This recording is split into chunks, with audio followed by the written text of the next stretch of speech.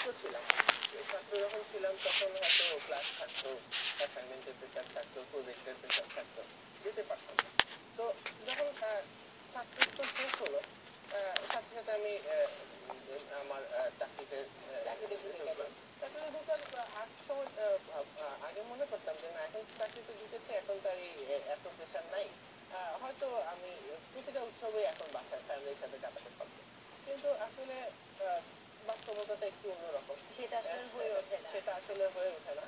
কিন্তু আমি চেষ্টা করি যে কোনো বন্ধে, যে কোনো আমাদের ভ্যাকেশনে আমি চেষ্টা করি আমার পরিবারের সাথে সময় কাটানোর জন্য। কিন্তু সব উৎসবে তো আসলে সম্ভব হয় না। যেমন আজকে আমি এখানে বসে আছি, আমার পরিবার আমি সিলেটে বসে আছি। আহ, আমি হয়তো খারাপ লাগে, কিন্তু আবার সেটা আবার এখানে যে আমার আরেকটা পরিবেশ আছে, সেই পরিবেশের সাথে আসলে আমি আমার সেই খারাপ লাগাটা, সেই সেই যে মিস করাটা বা সেই যে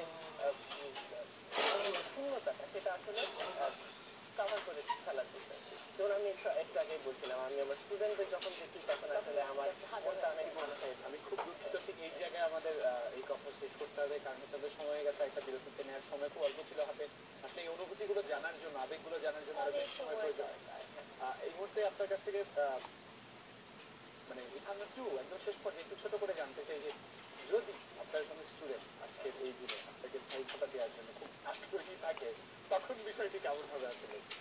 আসলে স্টুডেন্টদের সাথে যে সম্পর্কটা, সেটা আসলে একটু অন্যরকম।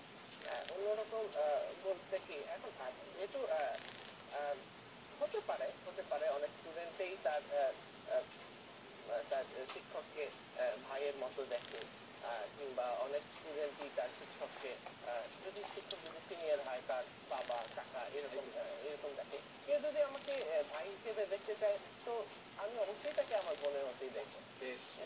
কারণ আমি যেহেতু এখন শিক্ষক, আসলে আমার স্টুডেন্টকে নিয়ে হচ্ছে আমার এখন সবকিছু। আমি আসলে স্টুডেন্টদের বাইরে আসলে চিন্তা করাটা আমার জন্য এখন পর্যন্ত অনেক বেশি কষ্টকর আসলে। ইমন, আপনাকে অনেক অনেক ধন্যবাদ। এমন একটি দিনে আপনি এসে আপনার সঙ্গে যুক্ত হয়েছেন। ভবিষ্যতে এরকম উৎসবগুলোতে পরিবারের সাথে কাটাবেন, এটাই প্রত্যাশা। আপনাকে এখানে বিদায় জানাতে হচ্ছে। দর্শক, আমরা কথা বলছিলাম আমাদের আজকের অতিথির সাথে। এই ভাইফোঁটার এই যে দিনটা তিনি উদযাপন করেছেন, আমাদের সাথে তার বোনকেও কানেক্ট করার চেষ্টা করেছি।